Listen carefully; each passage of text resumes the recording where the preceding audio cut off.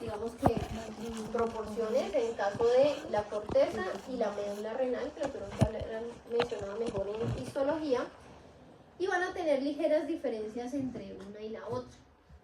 En el caso de la derecha, tengamos en cuenta que el riñón del lado derecho está más bajo por la posición del hígado. Esto implica que la glándula pueda conformar una estructura más triangular. En el caso de la izquierda, ella se ve más semilunar, más cónica. Y esto le permite que se vea un poco más voluminosa. Miren que la derecha es completamente plana. Esto sería en el tejido vivo. Realmente en los cadáveres eso ya no se les ve forma porque la glándula se deshidrata mucho. Y obviamente la izquierda pues se verá más alta porque el riñón izquierdo pues tiene esa característica. Esta estructura, digamos que se ve en vivo, no se ve ya en el tejido deshidratado.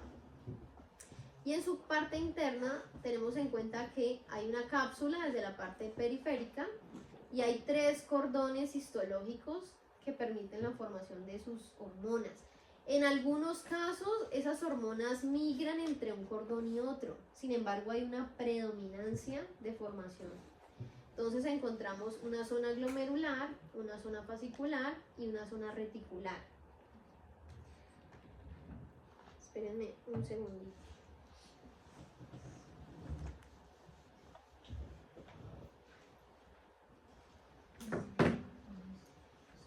Entonces allí debo tener en cuenta que toda la glándula suprarrenal es fundamental para regular el estrés y el metabolismo. ¿En qué sentido? Ya hemos mencionado que el estrés es necesario para funcionar. Si usted no se estresa, no hace las actividades en los tiempos estipulados, porque el estrés es el que le permite que ya tengo que entregar, me tengo que levantar ya, voy a llegar tarde. Si usted no tiene estrés, pues simplemente posterga. Pues, puedo hacer eso mañana, el fin de semana, el otro mes. Sin embargo, ese estrés tiene que canalizarse fácilmente y su sistema autocrino le permite mediar esta condición, pero depende de los factores externos. Entonces, miremoslo aquí. La zona glomerular se caracteriza principalmente porque es donde se forman mineralcorticoides como la aldosterona o la antidiurética. ¿Qué buscan esta hormona? Usualmente activa estas bombas de sodio-potasio para mantener los niveles de volemia y eso le permite que todos los órganos funcionen adecuadamente. La zona fascicular es donde se producen glucocorticoides, uno de los más importantes, cortisol. Entonces sabemos que producimos cortisol por todo lo que nos genera estrés, pero ese nivel de cortisol puede adaptarse dependiendo de la experiencia. Un ejemplo, si usted ya se acostumbró a hablar en público, ya conoce a sus compañeros, ya no le da pena, pues usted sale aquí a hablar, resuelve el tema y no generó tanto estrés. ¿Por qué? Porque ya se conoce con sus compañeros. O el tema sabe que lo domina. Eso me va a implicar entonces un aumento de la producción de glucosa y esto me puede implicar efectos catabólicos. O sea que en situaciones de alto nivel de estrés puede hacer interferencia con el glucagón. Ojo porque no funciona como en una dieta restrictiva. A veces la gente dice, ay, voy a hacer ayuno intermitente porque a mi compañero le funcionó. Entonces nunca lo he hecho, pero me voy a lanzar a hacer 14 horas de ayuno. Y lo hacen, pero no tienen en cuenta los factores fundamentales para cualquier estrategia alimenticia. Una de ellas, ¿con qué inicia el ayuno? Segunda, ¿con qué va a romper el ayuno? Tercero, ¿qué actividades va a hacer durante ese ayuno? Si usted pretende hacer ayuno e irse a dormir, déjeme decirle que eso no es ayuno, porque su tasa metabólica baja, pues no está haciendo nada. Entonces, bajo esas condiciones, usted está haciendo ese ayuno porque le tocó. Tiene altos niveles de estrés, salió corriendo de la casa, no alcanzó a desayunar, llegó a la universidad, no le dio tiempo de desayunar porque tiene entregas, parcial, la actividad, bueno, lo que sea. Llegaron las 3 de la tarde y usted por allá medio respira y se acuerda que no ha desayunado ni almorzado. Pero hambre no ha tenido, no ha percibido porque su hipotálamo está ocupado en otro lado. ¿Qué le va a implicar eso? Que cuando usted entra en conciencia de eso, le da hambre. Pero resulta que como salió corriendo de su casa, dejó la billetera. Y su compañero no está. O sea que usted dice, bueno, no me faltan 2 horitas para llegar a la casa, ya como. Cuando llega a su casa se acuerda que no me dejaba. No está bien, ¿no? No pago el gas. ¿Qué hace su sistema endocrino? Le dicen, tú tranquilo, yo voy a solucionar. No. Estás con alto nivel de estrés porque mañana hay examen, usted está pensando en todo menos en comer, pero obviamente ya le está perturbando el hambre.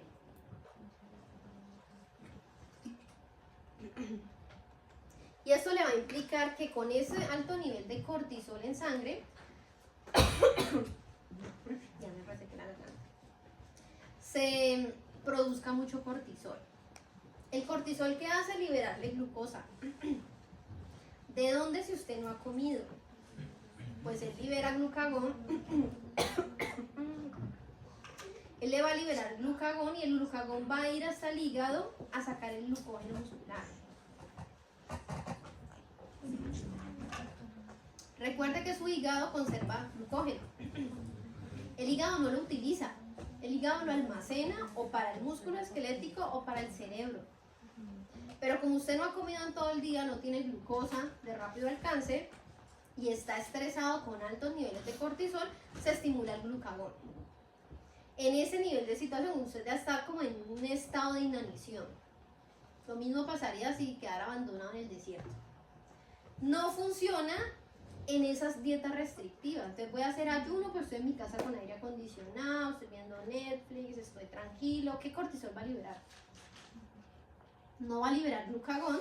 Por lo tanto, cuando usted rompa el ayuno con la primera comida, su cuerpo no entiende usted por qué lo dejó en ese estado de inanición y captura ese alimento. A eso se le llama efecto rebote. Porque la gente piensa que dejar de comer pues implica esos estados catabólicos y eso no funciona así. Implica como mecanismo de supervivencia. Usted viene con un alto nivel de estrés, no ha comido, pero su cerebro está gastando mucha energía en otras cosas, por eso le libera cortisol y le libera glucagón. De lo contrario, no. Si usted pretende el domingo dejar de comer para bajar de peso, no. Entonces, ese cortisol busca esto, encontrar la energía por donde sea. Y el que siempre va a tener energía es el hígado. El hígado la guarda. Y finalmente la zona reticular. En esta zona reticular vamos a tener en cuenta derivados de la testosterona. Entonces, como hormonas sexuales que van a inducir también una respuesta de supervivencia.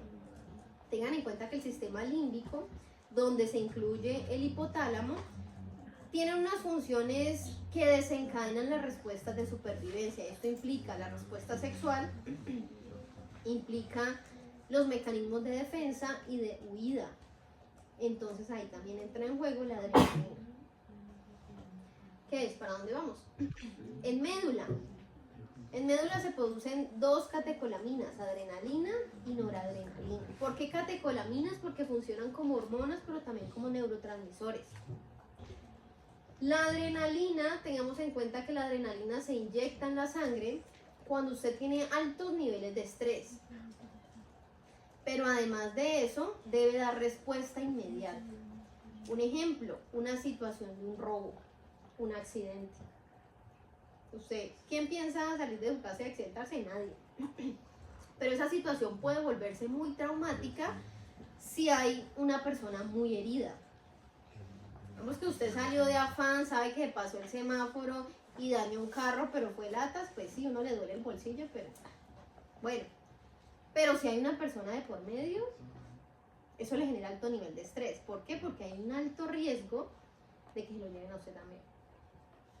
¿Eso qué le va a implicar? Que la adrenalina se inyecta y usted puede hacer pendejadas. Como por ejemplo, atropellar a la persona y huir. Y después sale en cámaras pidiendo perdón. Eso es efecto de la adrenalina con cortisol. Realmente la persona se asustó, pensó que nadie lo vio y dijo, no, pues me voy. Sí, a veces son pendejadas. La pendejada también puede ser contestarle mal a alguien que usted no quiere, con el que no quiere ser grosero, pero lo cogió en un momento que no era. Entonces fue grosero, fue violento o se comportó de una manera diferente. Eso es adrenalina y cortisol. Usted está en un nivel crítico de estrés y lo están presionando tanto que la adrenalina le hace hacer pendejadas. Pero también le puede generar ese efecto de supervivencia en un robo. Usted sale de aquí de la universidad con toda la situación que le plantea ahora. Va arrastrando su alma porque no ha comido, está cansado, está lleno de estrés. Y cuando sale a la calle están robando. ¿Usted va a seguir con esa misma actitud de decadencia? ¿No es cierto?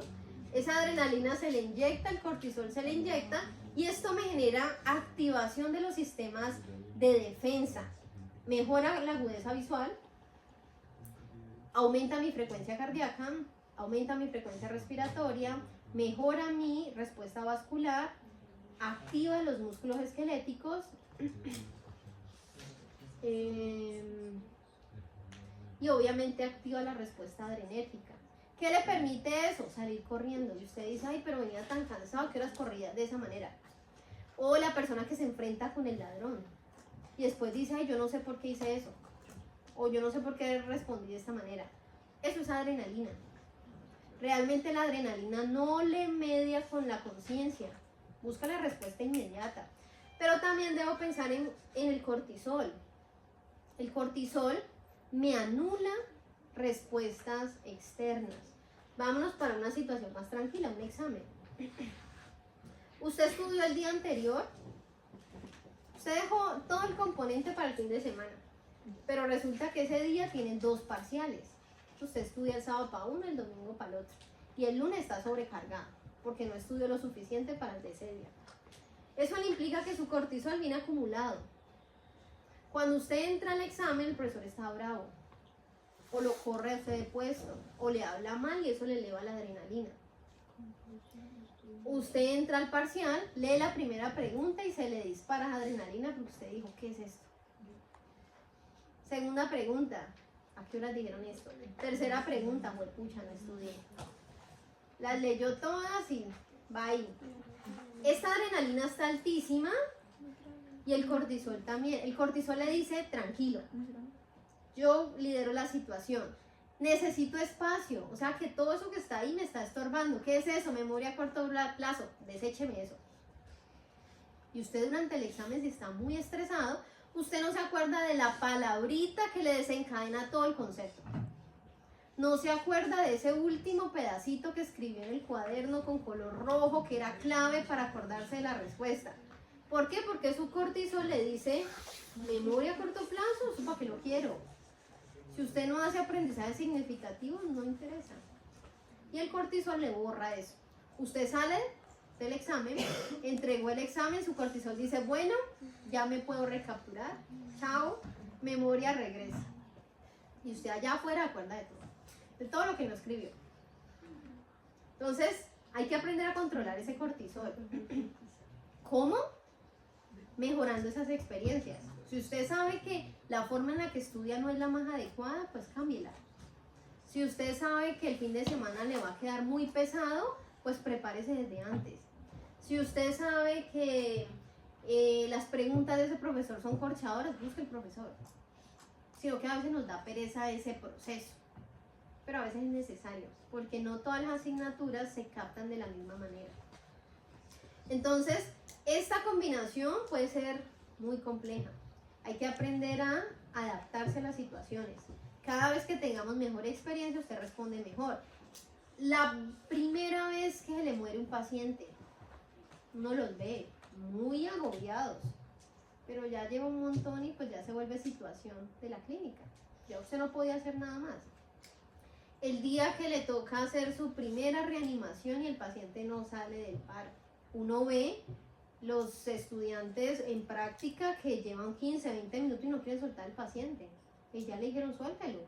Ya pasó mucho tiempo. No, tiene que despertar. Ya después, ni a los 15 minutos llegan. 10 minutos no salió, hora del deceso.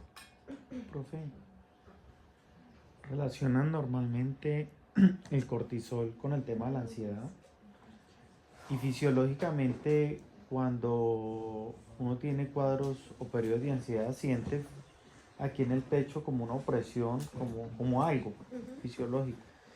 ¿Cómo se puede explicar eso desde este tema? Vasoconstricción. Hay una alta actividad adrenérgica y eso te implica elevación de la presión arterial por la vasopresina. Si elevas la presión arterial, aumentas la tensión de los músculos esqueléticos y eso implica músculos posturales. Todos los músculos que están en tórax y en espalda, por eso te va a doler la espalda, te puede doler el pecho, mucho más por la activación de músculos que usualmente no activas, como pueden ser accesorios de la respiración. Si usted tiene ansiedad, su patrón respiratorio se altera. Entonces, una respuesta que viene en cadena. Creo que también pasa que uno siente como si tuviese algo en la garganta, ¿cierto? Como si se hubiese tragado algo. ¿En ansiedad? Sí. Pero no sé cómo explicas. Pero no es que se sienta ahogado. No. No lo sé. Ya para la parte vascular, pues tenemos en cuenta 3 arterias para cada glándula. Para suprarrenal superior, que sale de la frénica inferior. Suprarrenal inferior, que sale directamente de la renal. Y la suprarrenal media, que es inconstante, no siempre está. Y viene directamente de la aorta. ¿Preguntas? Entonces terminamos. Tengan en cuenta la infografía. Si no encuentran datos específicos de la mortalidad de esa patología, porque como les digo puede ser muy subjetivo, precisamente por eso se los puse, como uno decir, ay, esa patología es muy rara o esto es muy frecuente. Recuerde que las alteraciones endocrinas pueden ser muy subjetivas clínicamente. O sea, para llegar a un diagnóstico real, en ocasiones se demoran demasiado. Entonces busque, si no encuentra la mortalidad, busque el dato de morbilidad. ¿Cuántas personas se diagnostican por eso? ¿O en qué grupo